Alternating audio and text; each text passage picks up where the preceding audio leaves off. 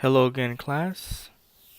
This is Professor Carl Letamendi, and this is a video recording of Chapter 6 of the Leading with Cultural Intelligence text by Mai Moua. And once again, as I reiterate during every video, I didn't produce any of this content. All credit is due to the author of the book. So this chapter is called Adapting and Performing, and it opens by discussing the concept of self.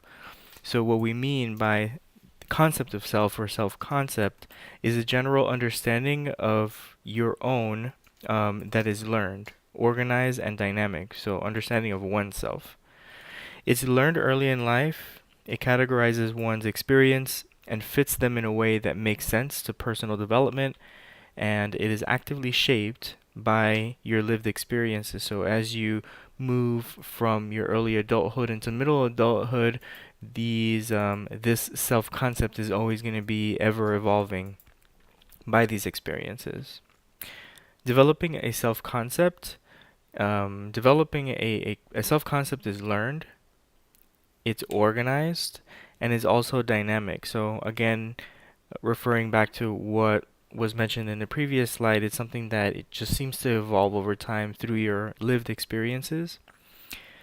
And here we come to the notion of inclusion. And inclusion is the act of including in cultural interactions.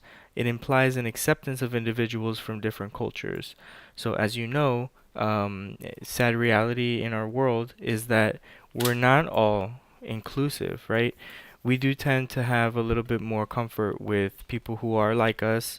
So the notion of inclusion is being able to break through from that comfort zone and embracing people from all different cultural interactions. So this is what really creates someone who can lead with cultural intelligence, because you now have the ability not just to feel comfortable in your own space, but also to get outside of that space and interact with others who might not see the world the same way. So now we're talking here about self-concept. Essentially, you are interacting with people who have different self-concepts. So, you have your own concept of yourself. The person who you're interacting has their own self-concept, and the way that they view life in general is certainly going to vary as well. So inclusion is being able to include those people in the conversation. Cognitive dissonance. Cognitive dissonance is defined as a state of discomfort experienced when an individual's beliefs, ideas, or attitudes are incompatible with each other. And the text goes a little bit more in depth in explaining cognitive dissonance, and it gives some great examples as well, so make sure that you read that. Learning and dissonance. Dissonance can occur when new learning or ideas are presented that conflict with what is already known. So again, building on this idea of self-concept. So just to give myself as an example, if there's a certain way that I know that I have to behave, for example, that's something that I learned as I evolved, right, through my young years and my teenage years and into the early adulthood phase. Let's just say that it happens to be, how I respect older people, right? So this dissonance that we're discussing here can be something that causes a little bit of a distortion of what I have already learned in the past. So I grew up learning that I should respect people X way, but now I'm learning a new idea that conflicts with that. To admit one's dissonance would symbolize that one has been conned into believing something different. Organizational leaders, especially those specifically working on diversity initiatives, need to identify the points of dissonance that occur in their organization and among their staff. So this is all essentially like leadership 101, right? How do you get everyone to be on that same page? Because when they come into your organization, they may experience dissonance because your corporate culture or your organizational culture might conflict directly with what members of your organization have been taught throughout their whole life. So how do you make that connection? Leaders should pay attention to this dissonance and how it's being expressed. So there may be some cues that you pick up from your staff that will let you know that there's dissonance taking place. Larger gaps, larger dissonance. According to cognitive dissonance theory, the more important the issue and the larger the gap between the beliefs, the greater the dissonance among people.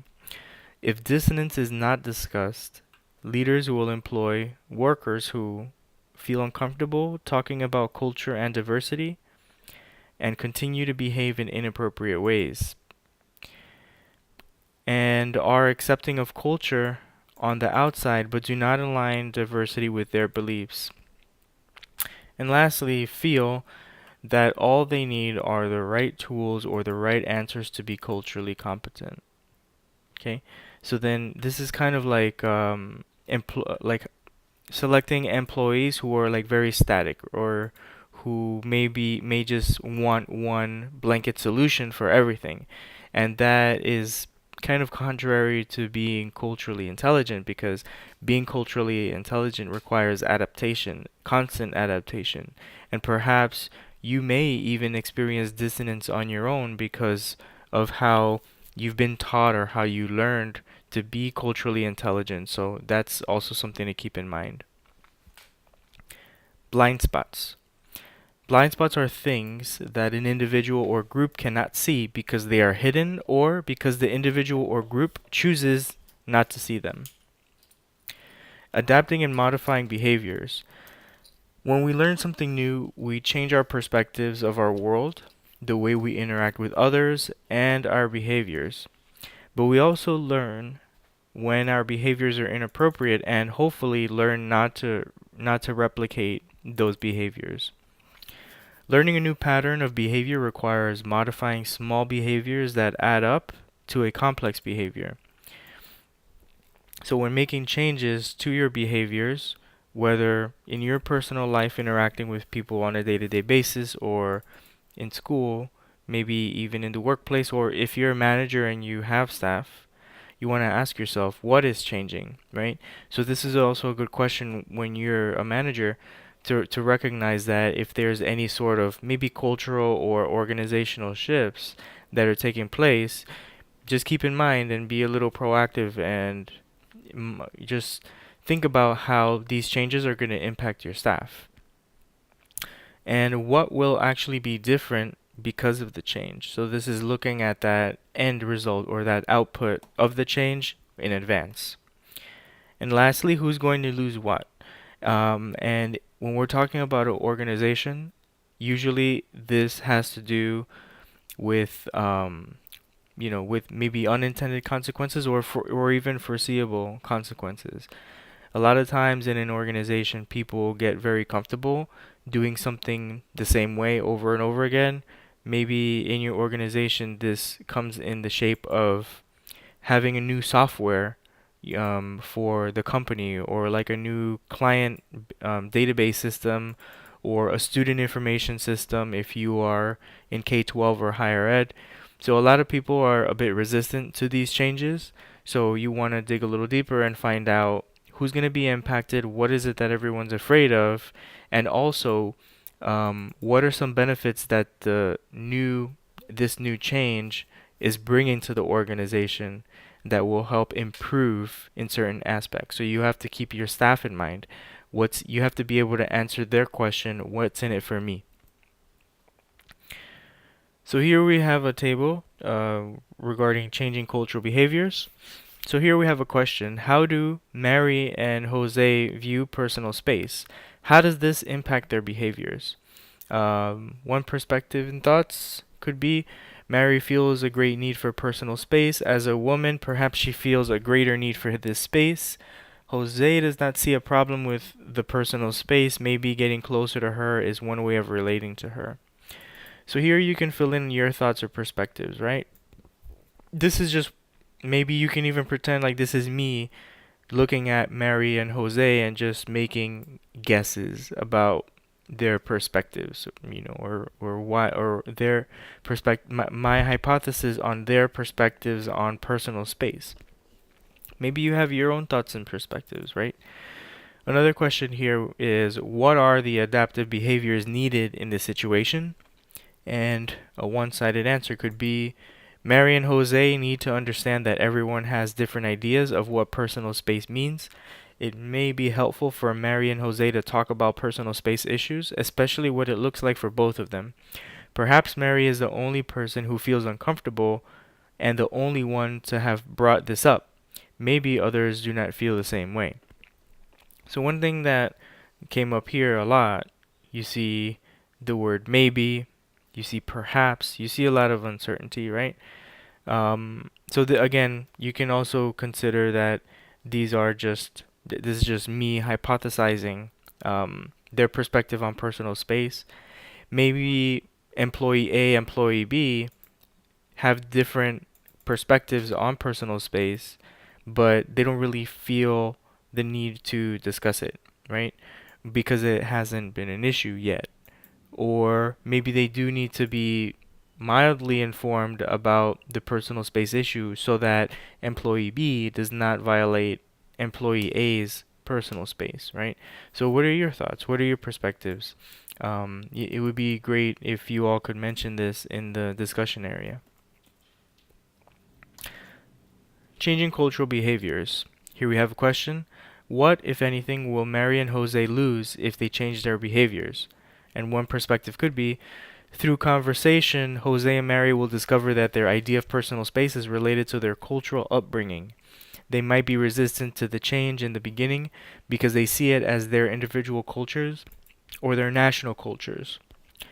And another question we have here is, what will be gained from changing the behaviors of Mary and Jose? And one thought could be, Mary and Jose will have a greater understanding for working together. Mary can focus on what Jose says instead of focusing on his body language toward her, and Jose can learn to control his own body language and to read that of others, right? So it may seem like an insignificant thing on the surface, but there's some people who generally just don't like when their personal space is violated. I can attest to being one of those people. I get discomforted when someone in the workplace speaks very closely to my face.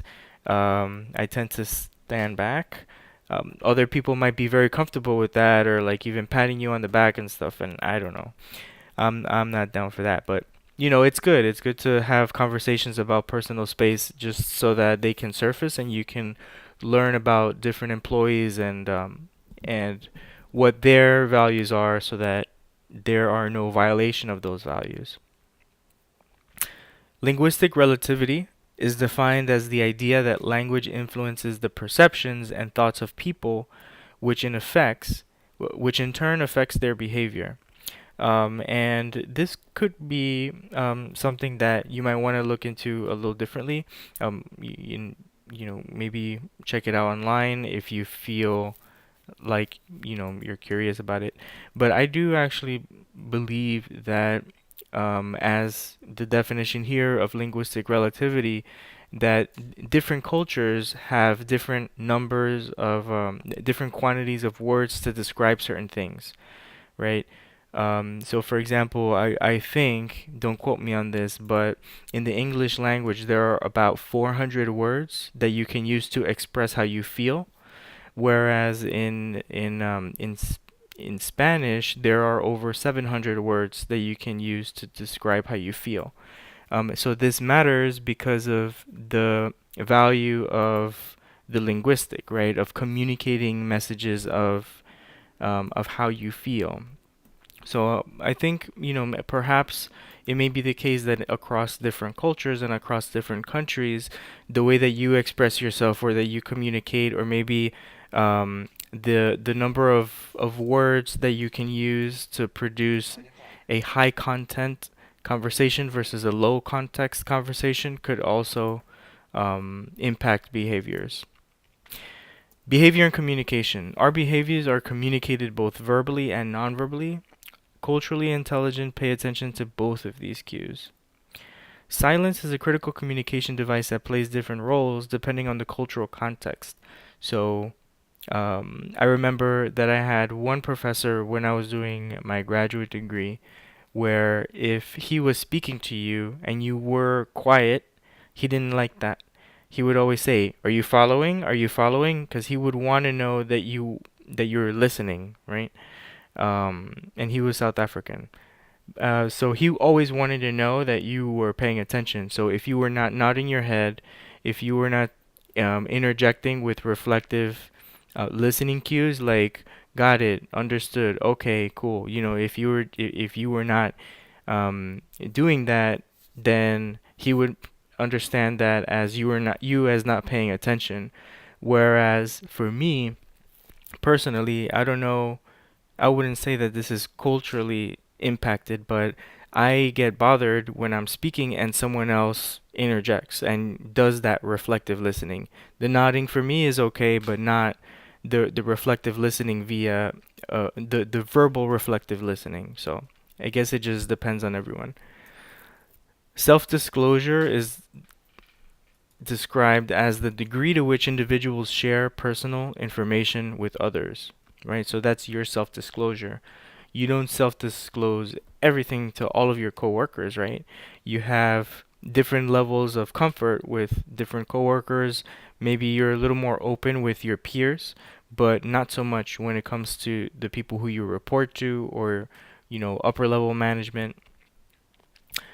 Maintaining relationships will shape messages that will not be offensive, shaming, or cause a person to lose face. And losing face is basically whenever you see lose face or face saving, this basically means like your rep, right? Like what's your rep in the office?